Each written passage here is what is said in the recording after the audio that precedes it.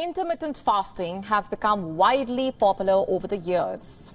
It is a way of living where people eat all their meals within an 8-hour window and fast for the remaining 16 hours of the day. Experts on the subject say that early humans were able to go without food for long periods of time as they had to hunt and gather their food and could only eat once they had done that. And then they would rest for long periods of time before setting out to find their next meal. So, supporters of intermittent fasting claim that our bodies are conditioned to live this way. However, most people who follow this do so with the single aim of losing weight. But in a meeting of the American Heart Association in Chicago on Monday, some alarming findings from a study were presented.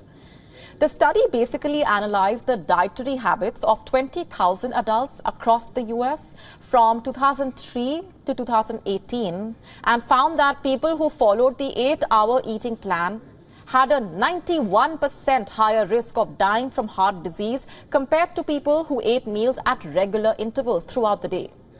And it went on to say that people with existing cardiovascular disease had a 66% higher risk of dying from heart disease or a stroke if they followed intermittent fasting. People with cancer were also more likely to die of it if they followed a time-restricted diet as compared to people with cancer who ate regularly through the day. Now, what does this mean for the people who follow intermittent fasting? You might be one of them.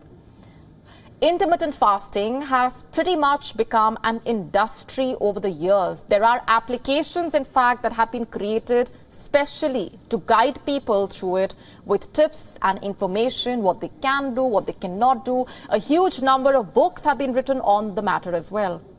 There are also fitness coaches who specialize in hand-holding people through the process of intermittent fasting.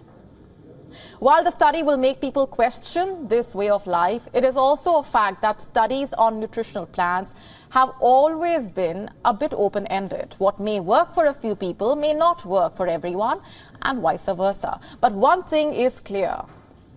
If we are eating junk food for a meal and sipping on drinks for hydration, then we are headed towards problems irrespective of how we plan out our meals. So eating healthy and mindfully seems to be the safest. To stay up to speed with the latest news, download the WION app and subscribe to our YouTube channel.